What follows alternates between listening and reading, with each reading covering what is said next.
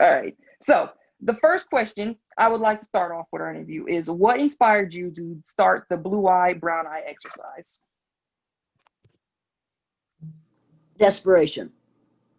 Martin Luther King Jr. had been one of our heroes of the month in February, and he was dead at the hands of an assassin in April 4th. And my students, I knew my students were going to want to know why Martin Luther King had to die, and I didn't know how to explain it to them. So I decided, since I was born the year Hitler came to power, and I lived through the Holocaust as a witness from this country, I knew that one of the ways they decided who went into the gas chamber was eye color. And I decided that the next morning, while I was watching Walter Cronkite and Dan Rather interview leaders of the Black community and say the most insensitive and disgusting things to them, Walter Cronkite said to 3 leaders of the Black community that night on television, when our leader was killed, his widow held us together. Who's going to keep your people in line? And I thought, how could you ask such a question? Martin Luther King wasn't the leader only of Black people. He was the leader of all of us. And JFK wasn't the leader only of white people. He was the leader of everybody in this country. I was furious. So I changed the channel, and there was Dan Rather saying to 3 leaders of the Black community, don't you Negroes think you should feel sympathy for us white people? Because we can't feel the anger at this killing that you Negroes can. And I thought, well, you silly. And at that moment, I rolled up the teepee that I was ironing to get ready for the next morning. We were in the Indian unit. I rolled up the teepee, I threw it into the closet, and I decided at that moment that the next morning, when we talked about the killing of Martin Luther King Jr., if my kids didn't understand what was going on, and I knew they wouldn't because I didn't understand why he had to die, so I knew the kids wouldn't. If they didn't understand and they only said nasty things, which is what they do in Riceville, where Blacks are concerned at that time, not only would we talk about the killing, I would arrange to have them, the Indian Sioux Indian prayer that says, "Oh, great spirit, keep me from ever judging a man until I've walked a mile in his moccasins." I decided that the next morning I'd teach them the prayer, and I would also arrange to have it answered for them. I decided I was going to do what we do in this country. I was going to pick out a group of people on the basis of a physical characteristic over which they have absolutely no control. I was going to assign negative traits to them because of that physical characteristic and that physical characteristic alone. I was going to treat them as if all the things I was saying about them were absolutely true. I was going to lower my expectations for them. I was going to force them to live down to my expectations of them. And when they did, I was going to say, see, you're all like that, and you're like that because of that physical characteristic. I decided that I would use eye color because Hitler did. One of the ways you got thrown into the gas chamber during what has come to be called the Holocaust was by having brown eyes. If you had a good German name, but you had brown eyes, they thought you might be a Jewish person who was trying to pass. So they killed you. It was as simple as that. I decided at that moment that the next day I would treat my students positively or negatively on the basis of the color of their eyes. It makes no sense, but neither does it make sense to treat people positively or negatively on the basis of your ignorance about the color of their skin. This is ridiculous and should have been stopped a long time ago. I didn't know what I was going to learn the next day. I didn't know that I would learn more than my students did, but I did. I learned more immediately than my students did and more than I ever intended to learn. Well, what did you learn? Well, the first thing I learned was we said the Pledge of Allegiance to the flag with the words "under God" in it, which were not in the Pledge of Allegiance to the flag when I was in 3rd grade.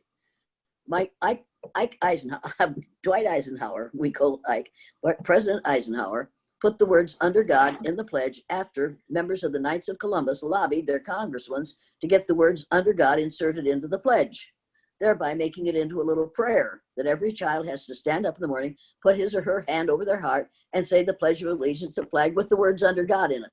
Now, we're supposed to have separation of church and state in this country. You're not supposed to pray in school, but we did that. So we said the Pledge of Allegiance to the flag, and then we sang "God Bless America," which is a hymn.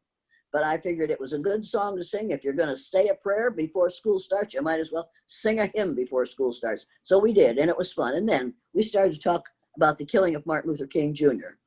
And I asked those kids, they were saying these insane things, and I finally said, well, what do you know about Black people? And they said all the negative things I had ever heard about Black people, and some that I had never heard.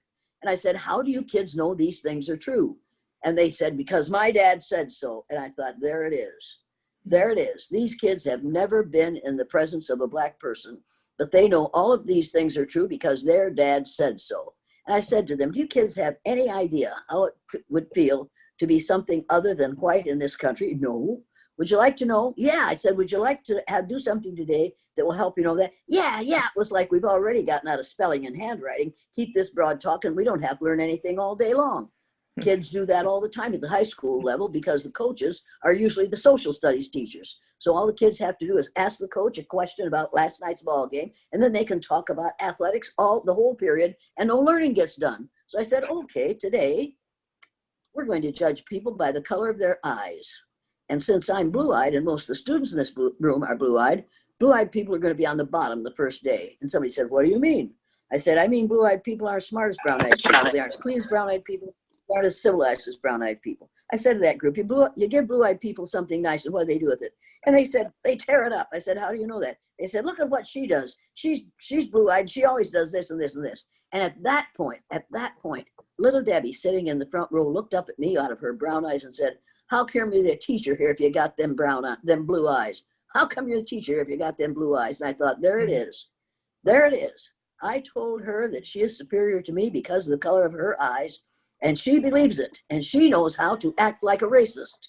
She knows how to treat me because now she can confront me, she can contradict me because she has the right color eyes. I thought, oh, good Lord, this is what black teachers go through in classrooms all over the United States every day. And then Alan Moss, blue-eyed Alan Moss in the back row said, Debbie, if she didn't have them blue eyes, she'd be the principal or the superintendent. I thought, my Lord, Alan, don't protect me that way. Don't say that if she didn't have those blue eyes, she'd be the principal or the superintendent. They're both brown-eyed. You're doing what white people have always done. You're saying these people have power because they have the right color skin. If you had the right color skin, you too could be a wheel. You too could be a president. You could do. I was just shocked at how quickly those kids became what I told them they were. I would not have believed that I could tell my students that part of them were smarter than the other group because of their eye color if I hadn't seen it happen. I watched those kids become what I told them they were. I watched little brown-eyed kids who up to that moment had been cooperative, loving, had learned about rights, respect, and responsibility. You respect one another's rights, and if you don't, you'll be held responsible for it. They had learned that, and they had been practicing it. And suddenly, because I told them they had the right color eyes, those kids didn't have to be respectful. They didn't have to respect anybody's rights, and they didn't have to be held responsible. They could do and say whatever they wanted to. I watched 4 brown-eyed dyslexic boys who couldn't read or spell worth a darn the day they had the right color eyes, read words I knew they couldn't read and spell words I knew they couldn't spell.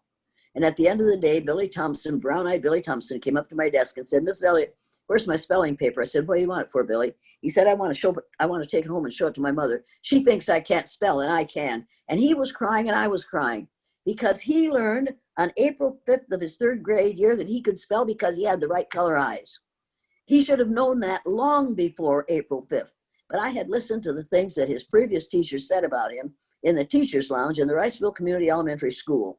And so I expected him to live down to my expectations of him, which I formed from listening to his previous teachers.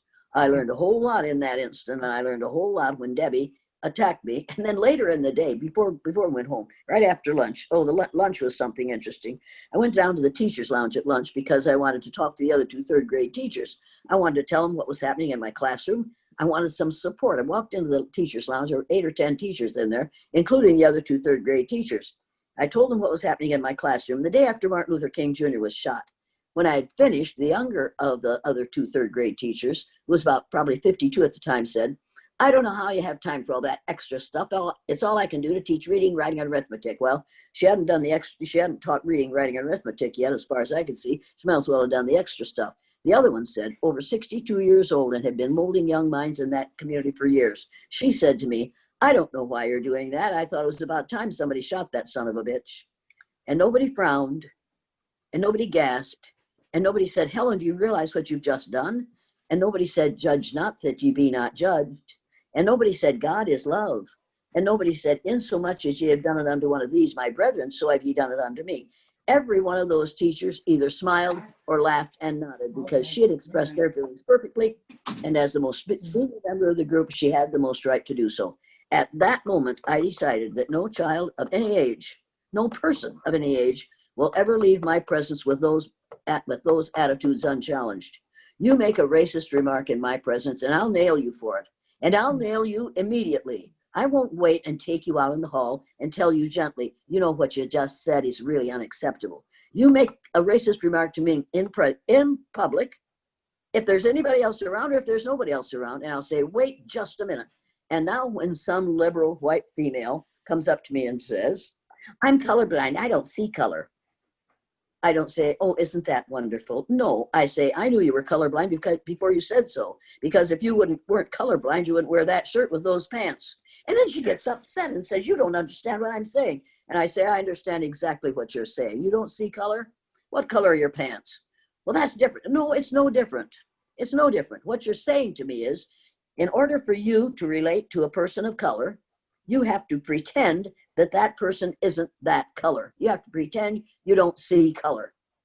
She had one, a white woman, little skinny little white woman wearing 3-inch heels, came up to Linda Guillory in a downtown lobby of a hotel in downtown Denver, Colorado, while we were doing the blue-eyed brown exercise for 3 years with several corporations there. And she came up to her, taking quick little steps on her high heels, and said, Linda, when I see you, I don't see you black. And I backed up. I thought, oh, there's going to be bloodshed here. She's going to break this woman's face. So I stepped back because I had to wear that suit the next day. And Linda Guillory looked down at her and said, I think you have an eye problem. Let's make an appointment with the optometrist so that we can get your eyes fixed. And that woman almost ran away from her on those high heels. I thought, you're going to fall and break your neck, and I'm going to laugh. But she didn't, I didn't. I said, Linda, that was brilliant. She said, well, what was I supposed to do? She sees me black. I said, I know that. She says she doesn't want to see me black. And then another white woman said to me one day, I don't dislike black people. When I see one, I just think, there, but for the grace of God, go I. And my thought process exploded. And I said, what are you talking about? Are you telling me that you think God woke up one morning and decided to make something beautiful and God made you? She said, that's not what I'm saying. I said, that's exactly what you're saying. You need to know that your skin color doesn't come from God. The only reason you have the skin color you have is because a bunch of black people, what we call black people, was really dark brown people, who evolved in sub-Saharan Africa between 300,000 and 500,000 years ago, were so brilliant that they moved from Africa and populated every landmass on the face of the earth. And as they moved farther and farther from Africa, their bodies produced less and less melanin because they were exposed to less and less sunlight. And that, my friend, is the only reason you have lighter brown skin. But if you trace your DNA back as far as you can go, you'll find that a percentage of your DNA came from a country in Africa. And if it didn't, you must have come from another planet, because every human being on the face of the earth today came from those first Homo sapiens, and they were very dark skinned because they were exposed to a lot of sunlight. And she at that point was just, well, I just can't talk to you at all. I said, you're right, you can't. You absolutely cannot talk to me at all, because you have nothing to say that I want to hear. Understand that. She just almost crawled away. She was so angry and wounded, because when a white person says to a black person, when I see you, I don't see you black, the black person is supposed to say, thank you for not being upset by my unacceptable skin color. No, you don't say thank you. You say, what color is your car, fool? And if she can tell you what color her car is, she knows what color your skin is, and it ain't black. But she'd better realize that it's dark brown and you classify yourself as black. I don't classify myself as white, because you look at this shirt. What color is this shirt? White. What color is my shirt, Jaylin? White. I'll wait. Can you see me? I can see you. Can you hear me? White. Thank you very much. Well, is my skin white?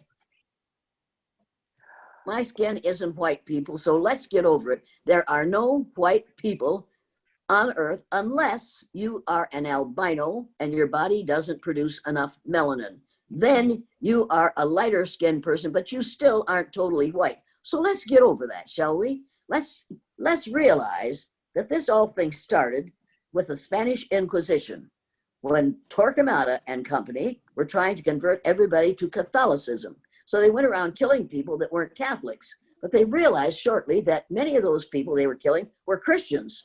And then they realized you can't tell what a person's religion is by looking at them. So they decided they'd have to find another way to decide who they had the right to kill, and they set upon skin color. And that's when this whole thing started. It did not start hundreds of thousands of years ago. It started between 500 and 600 years ago. It's time to give it up. We call this a myth that we have created. This is not a myth. A myth is a story that you make up to explain something in nature that you don't understand. That's a myth. A lie is something you make up to justify your unacceptable behaviors. And that's what the myth of race is. It should be called the lie of race because that's what it is. There are not three different races of human beings on the face of the earth. There's only one. It's the human race, and we are all members of that race. Now, don't give me any of this mongoloid. We've got 3 or 4 names, that scientists have given us, just like psychologists have given us. Well, race is a social construct. Social construct is just a longer way of saying damn lie. And that's what it is. So let's tell it like it is and call it what it is, instead of making up a 3 or 4 syllable expression to describe the word lie. That's a euphemism for a lie in this case. Did I answer your question? Very much so. Thank you. So I wanted to get in another question, because while we're on the topic, you know what I'm saying, I would like to stay on this topic actually for the entire hour. And a lot of my other interviews, we only could touch on issues like this toward like the last 5 or 2 minutes. And so I'm happy you're here today to answer all the questions relating to race relations, because you were an expert on it. And you're also an American educator, so you're here to educate those. I'm not, no, wait. An expert, wait a minute. An expert is anybody who's 50 miles away from home. I'm not 50 miles away from home. I'm sitting in my kitchen. I'm not an expert. I am not an expert on race. If you want an expert on race, you ask any black woman over the age of 20, over the age of 18, over the age of 15, and she'll tell you what race relations are all about. Right. And the only reason you're listening to me is because I'm white. And you think I know more than your mother? Give me a break. She's forgotten more since breakfast than I'll ever learn about race. Because she has to know. I don't have to know. She has to know. So what's your question? So on the Oprah Winfrey Show, an audience member asked you about, what's your question? Oh, can you hear me? Can you hear me, Mrs. Elliott? No. Oh, Lordy.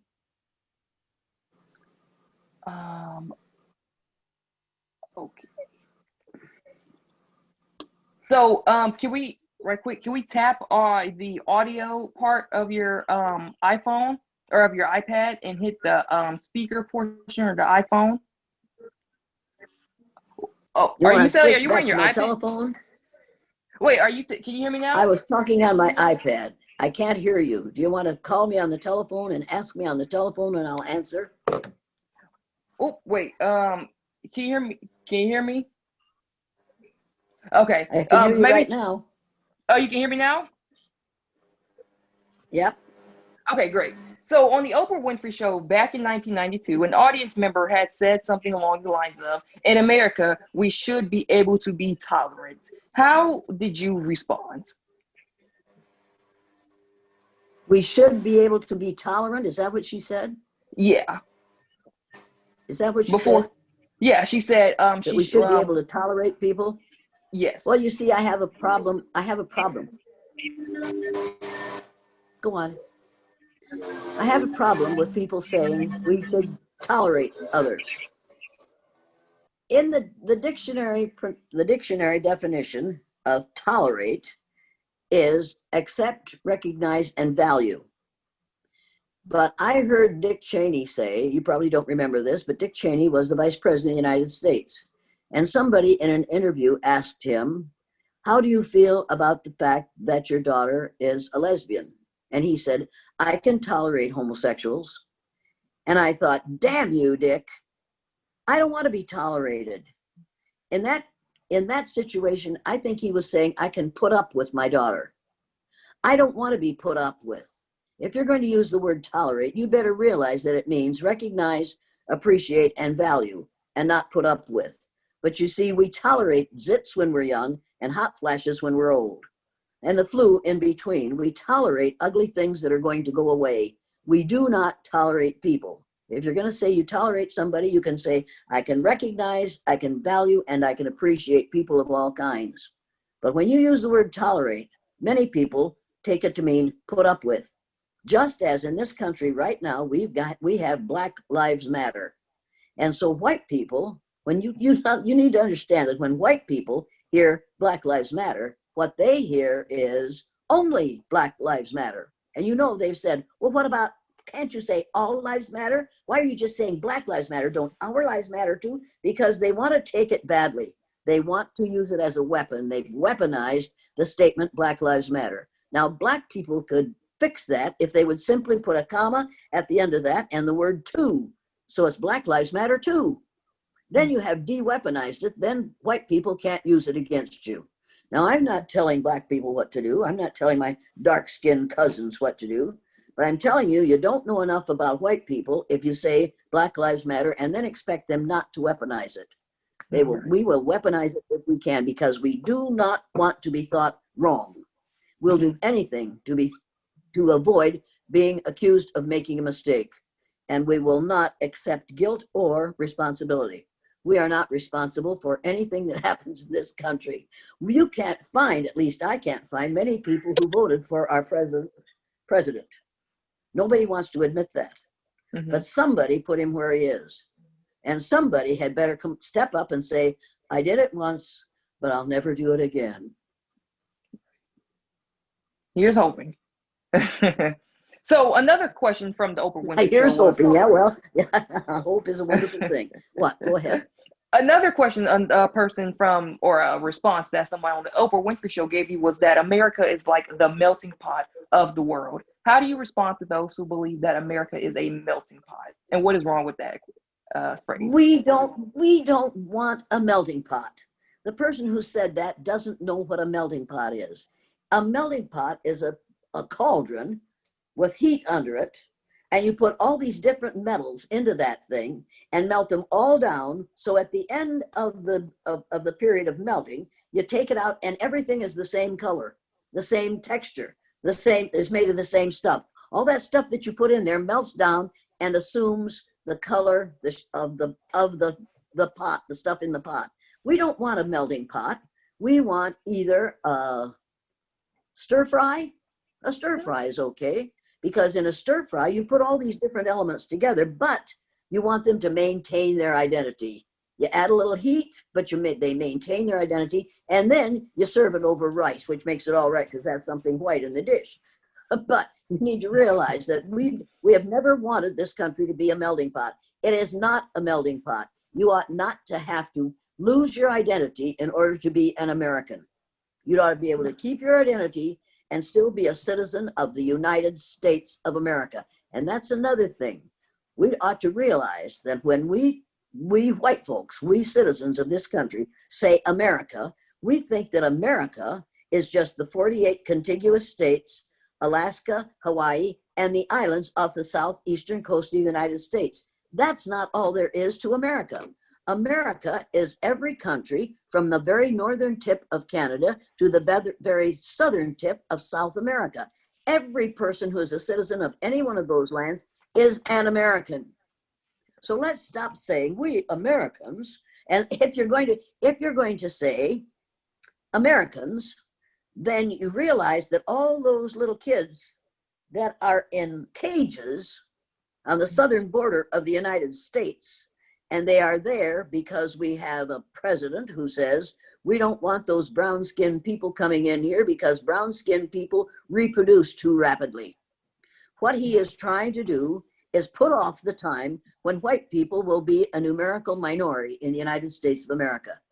And that's going to happen within 30 years. Within 30 years, white people will be a numerical minority in the United States of America. And this fool knows it.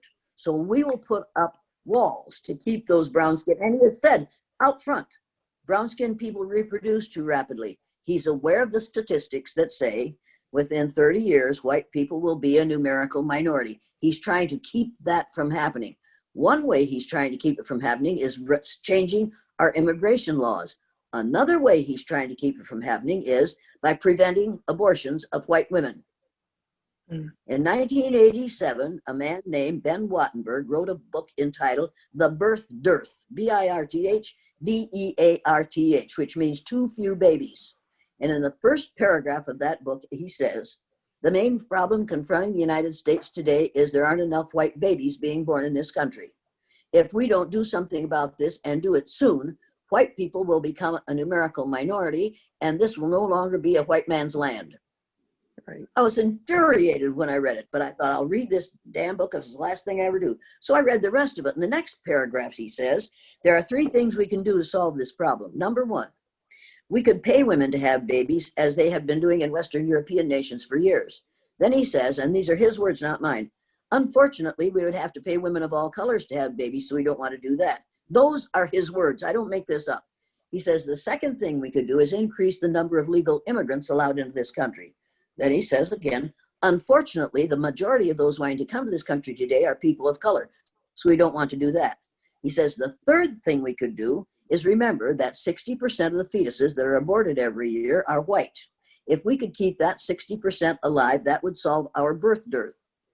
Now, you need to realize that he has built a wall is building a wall along the southern border of the United States to keep those people who aren't Americans out, and they are Americans, and he is shutting down Planned Parenthood clinics because he's quite positive that the only thing you can get from a Planned Parenthood clinic is an abortion. He's wrong. Planned Parenthood clinics are absolutely essential for women who can't afford what it costs to go to a doctor. And they get services there that have nothing to do with abortion, but have to do with good health, good maternal health. You need to realize that what's happening in this country right now, somebody must have read that book to him. Now, don't run out and buy Ben Wattenberg's book, The Birth Dearth, because after he wrote the first one, he got so many complaints from people who found that to be a racist text that he rewrote the book and published it again.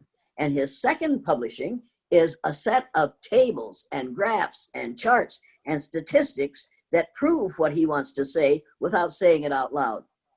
Benjamin Disraeli said there are 3 kinds of lies: lies, damn lies, and statistics. You can make statistics tell anything you want them to tell. The problem is not too few white births. The problem is too little education that allows people who graduate from high school to believe in the myth of 3 or 4 different races. That's the problem. If we can convince the world that there's only one race of human beings on the face of the earth, and that's the human race, that's Homo sapiens, if we can get people aware of the fact that they're all members of the same race, we don't have to worry about racism. Then we'll be worried about colorism. Well, if you got a problem with my skin color, that's your problem. Don't bring it to me, and do not dignify it by calling it our different races. We are not different races. We are members of the same race. And in the Bible, it talks about the family of man. You and I are members of the family of man. And because we have the same ancestor back there 300,000, 500,000 years ago, you and I are 30th to 50th cousins. Now, you might not want me for your 30th to 50th cousin, but you have no choice. That's the way it is. We all have the same ancestor back there 300,000 to 500,000 years ago. That's a fact. I don't deal in lies, and I don't deal in dreams, and I don't deal in, well, let's pretend. No, I'm not going to pretend. I'm telling you that you and I are 30th to 50th cousins, and I'm proud to call you my cousin, because that means we're both members of the same race, Homo sapiens. Thank you, cousin. I'm glad to call you cousin. I'm glad to call and you if you cousin can find too, a cousin Mrs. my Elliott. age, well, thank you very much. Hey, we have no reason to fight over skin color, because it's Right. just something that we have as a result of our body's response to the natural environment. It has nothing to do with inferiority or superiority. And if it does, then think about this. Those very dark-skinned people that since since the Spanish Inquisition, we call them black, had the intelligence, the skill, the courage, the curiosity to leave the area of the equator and move all over this world and populate every landmass on the face of the earth. Every person on the face of the earth, if they trace their DNA back far enough, will find that there is a percentage of their DNA that came from a country in Africa. That's a fact. And you can argue with it until hell freezes over. That's still a fact. We are all members of the same race, and we all came from the same place, and different faces are not different races. Right. Right. So I You want sure to you touch want to ask on. me another question? Of course I do. Of course I do. So we have a president who's concerned for, the American people, if you're not white, is at a extreme low. Why do you think people in the United States voted for him? And why do you think they'll vote for him again? Well, I think 3 million more people voted for Hillary Clinton than voted for Donald Trump. Okay? Right. But because of the Electoral College, 4 states' electoral colleges voted for the person that the majority of people voted for. Now, Thomas Jefferson put the Electoral College into the Constitution of the United States in order to see to it that no one who was unfit for that job would ever be elected to that job. Mm-hmm. So that if the majority of people voted for a George Wallace or one of those other that don't belong there, the Electoral College would vote for the other person in order to keep a fool out of the White House. But 4 states in the United States, and I think I was one of them, those Electoral College members hadn't been told why they were there.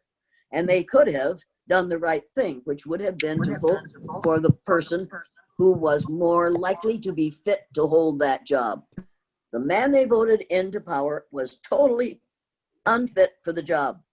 Thomas Jefferson must be turning over in his grave because of the way we have misused the Electoral College system. Now, hopefully,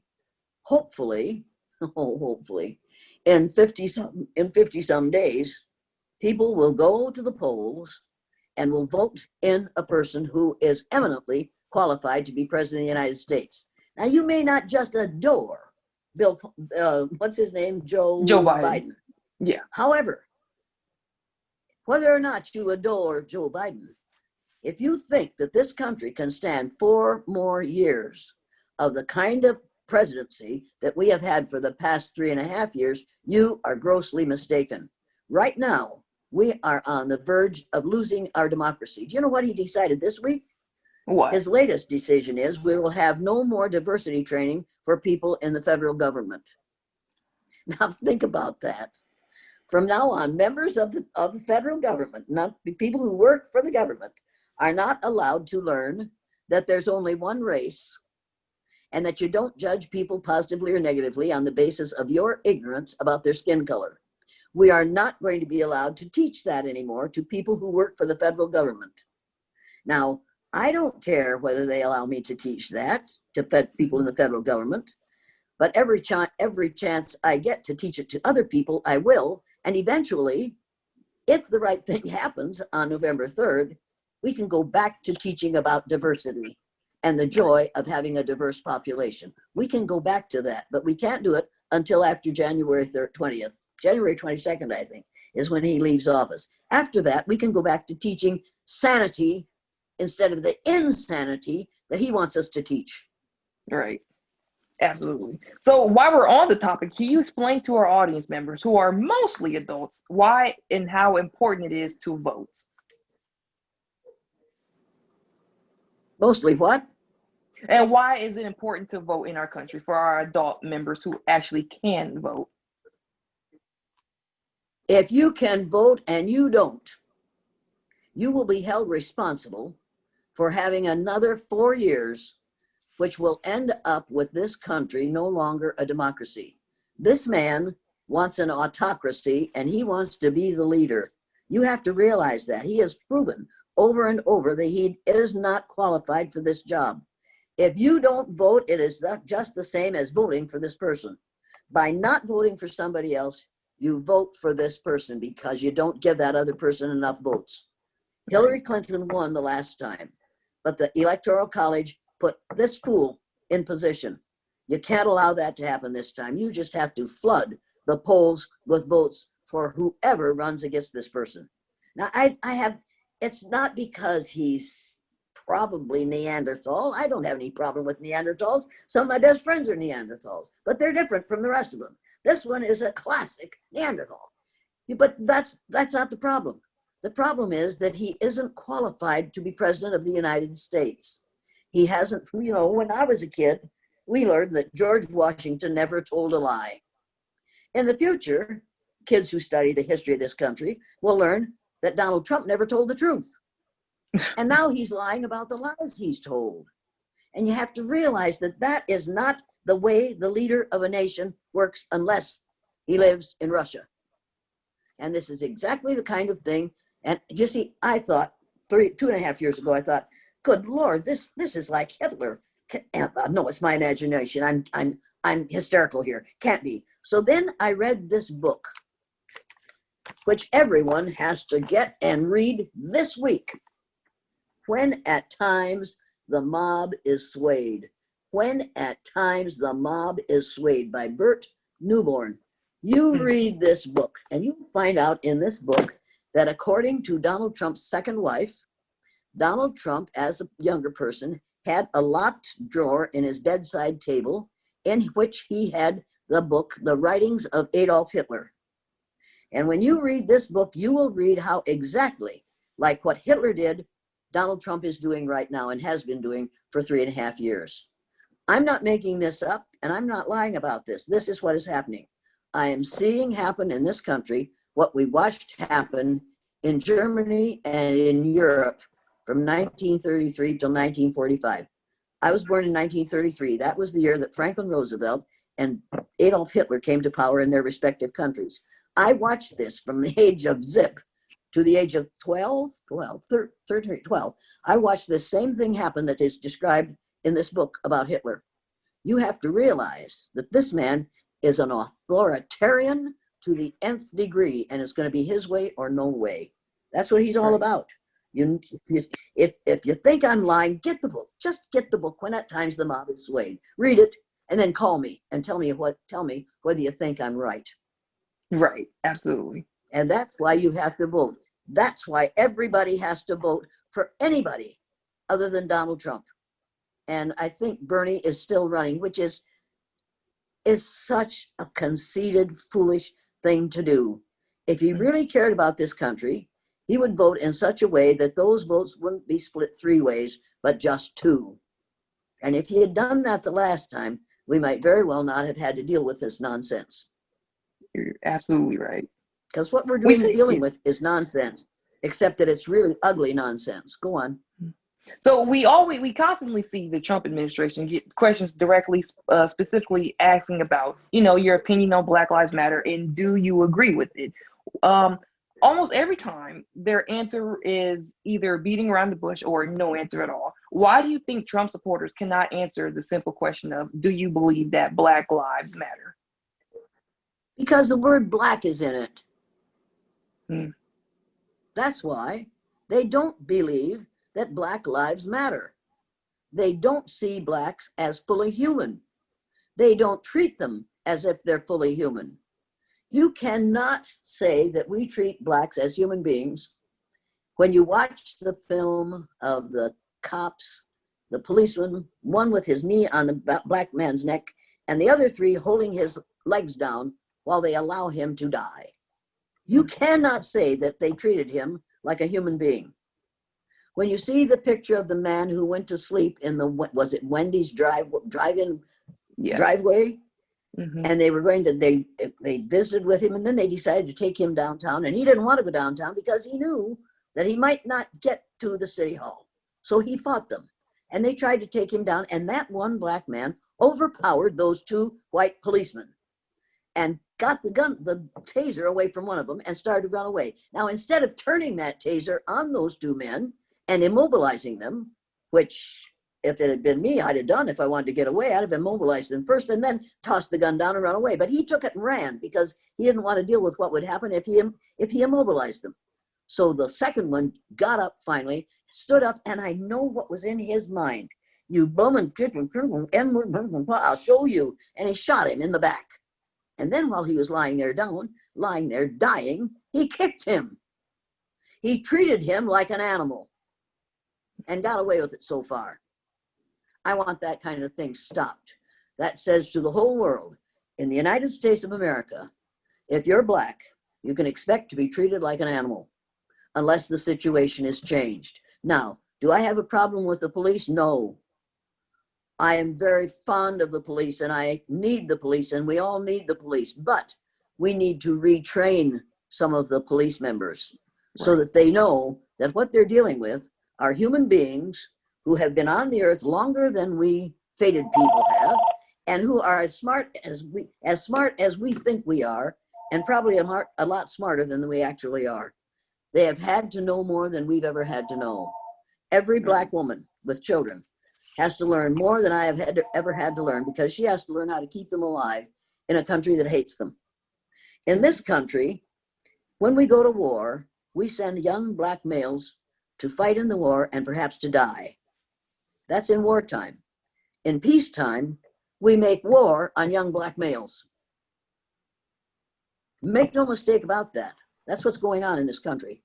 We use them in war, lose them. Okay? Now, the war is over. Peacetime is here. They come back, can't get a job, can't get decent housing. If they're married, they're out of luck.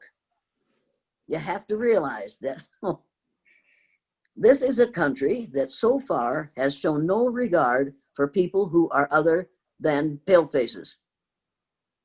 Those of us who are melanemic, if you don't have enough iron in your blood, you're anemic. If you don't have enough melanin in your skin, you're melanemic, obviously. Those of us who are melanemic think we have the right to rule the world because we said so. You need to remember that one of the main differences between people of color and colorless people like me is when we melanemic people, white people, whatever you want to call us, come into a new environment, we immediately adjust the environment to fit our needs. When people of other color groups come into a new environment, they immediately adjust their needs to fit the environment. It's a fact. And you need to realize that. And you need to understand how brilliant those first dark brown people were who left the equator and populated every landmass on the face of the earth without any modern technology. I want to know how that happened. And I want to know why and how we can continue to act as though people with dark skin are less intelligent than we pale faces are, when in fact there wouldn't be pale faces if it weren't for people with very dark skin. There would be no people on this continent if it hadn't been for people of color coming here before Columbus discovered it and populating this land. Think about that. Think about the talent, the intelligence, the brilliance, the ambition, the capability that we have denied ourselves by refusing to realize how brilliant people must be who were able to accomplish that task. And they did it. Wow. I want to ask another question. You teach a lot about... Never thought of it.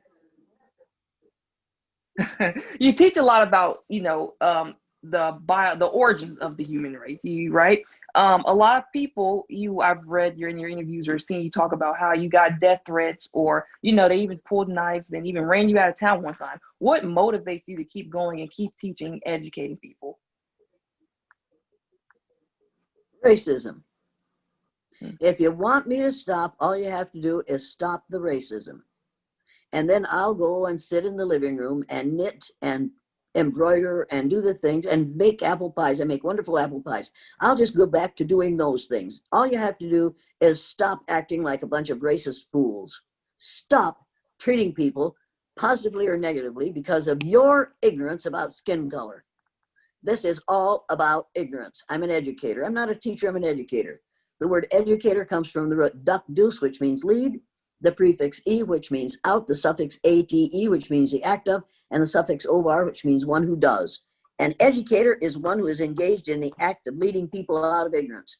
And racism was identified by the President's Joint Council on Mental Health in Children in 1959 as the #1 mental health problem among children in the United States. And they didn't say among white children. They said among children in the United States, the #1 mental health problem in 1959 was racism.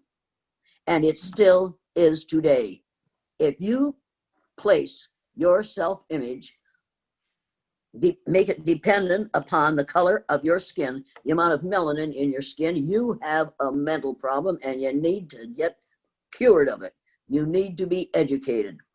People who believe in the myth of race and the myth of the rightness of whiteness need some education. They need to learn the difference. But our schools won't do that because that is not part of the standard elementary curriculum. The standard elementary curriculum says, and I know why it says, my first semester at college, I took an elementary education course, social studies course. And the professor stood at the front of the room in front of those people, most of them women, from the age of 19 to about 22. And he said, when you go into the classroom, you must not teach in opposition to the local mores. Mores is spelled M-O-R-E. It is not how you spell eel. Mores means culture. You must not teach in opposition to the local mores. The people who are paying your wages through their taxes have the right to have their children learn what they want them to learn. And I thought, that's crazy. You're kidding. I didn't say it. How dare you say that if you're teaching in a racist community, you must not teach in opposition to racism? I think you must if you're an educator. But he didn't talk about education. He said teach. You must not teach. If he had said you must not educate, Zoom he wouldn't have said that. Because My to cousin educate is people, you have to lead interviewing people Jane out of the Elliott ignorance of about. racism. Right. So I want to touch a little bit more on the Black Lives Matter movement. We see in a lot of other countries that they're on the streets protesting for us because of what's going on in our country. Why, if other countries can see that there's a problem, why can't our country see it's a problem? Why is it Because so we difficult? have terrible leadership. Because we have terrible leadership. And because the people, the 1/3 of this community, of the voters in this country, who put him where he is, don't want to admit that they're wrong. Because if they're wrong about that, they're wrong about a whole lot of other things. If they agree with him, then they're wrong about a lot of things. And they don't want to know that they're wrong. So they'll go on doing this. Why wouldn't they? Many of them are good Christians. And they're convinced that God, that Jesus, was a white man. Even though in the Bible it says Jesus had feet of bronze and woolly hair, like a woolly curly hair. He was a man of color. But we, because we are white people, we adjust the environment to fit our needs, have adjusted God to fit our needs. We think God is an old white man with a long gray beard that looks like Charlton Heston playing Moses. God is a spirit and has neither gender nor color. Get over it. And Jesus was a man of color, and so was Mary, the mother. And Joseph was Mary's father, not her husband.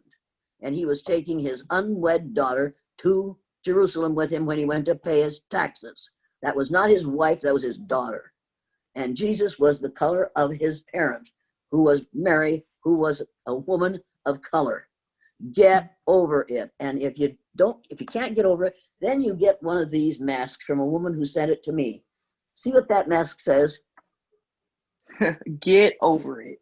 Get over it. Get over it. Come on, people, just get over it. We're all members of the same race. You and I are 30th to 50th cousins. Get over it. Wow. And that, people, it's big. It's huge. We're close to our time. And I know, Jane, I told you till 8 o'clock, but I don't want to keep you here longer than ought to. We have an hour. So I think this would be a great place to leave off. It was very informative, very educational to not only myself, but hopefully to the viewers as well.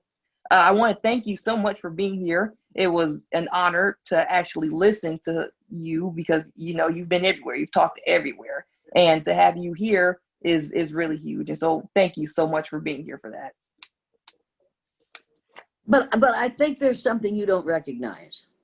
You don't recognize what it is an honor and a compliment it is for me to have a young 30th to 50th cousin of mine whose complexion is darker than my own and who has forgotten more than I'll ever learn about racism, willing to listen to me.